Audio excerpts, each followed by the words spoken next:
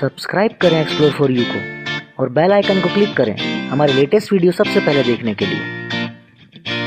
Hello friends, कैसे हैं आप सब। अभी तक जियो प्राइम मेंबरशिप के लेकर जो भी बातें चल रही थी वो आज क्लियर हो गई हैं। रिलायंस जियो ने जो जानकारी दी है उसके हिसाब से जो जियो की प्राइम मेंबरशिप है वो अगले 1 साल तक के लिए फ्री हो चुकी है।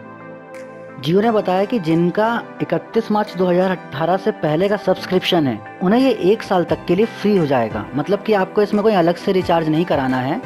बस आप अपनी माई जियो ऐप में जाकर, अभी तो वो उसमें ऑप्शन आया नहीं है, आज या कल में वो आ जाएगा। बस आप अपनी माई जियो ऐप में जाकर वहाँ पर आपको प्राइम मेंबरशिप को एक्सटेंड करने के लिए ऑप्शन देगा। वहाँ से आपको उसे एक्सटेंड कर लेना है। उसे एक्सटेंड करने के बाद में जो भी आपको फैसिलिटीज़ जियो प्राइम मेंबरशिप की मिलती है वो आपको मिलना चालू हो जाएगी। तो फ्रेंड्स, सीधी सी बात है, अगर आप जियो प्राइम सब्सक्रिप्शन ले चुके हैं तो आपको रिचार्ज कराने की या फिर सब्सक्रिप्शन करने की कोई ज़रूरत नहीं है। आपको ये 1 साल के लिए फ्री मिला है।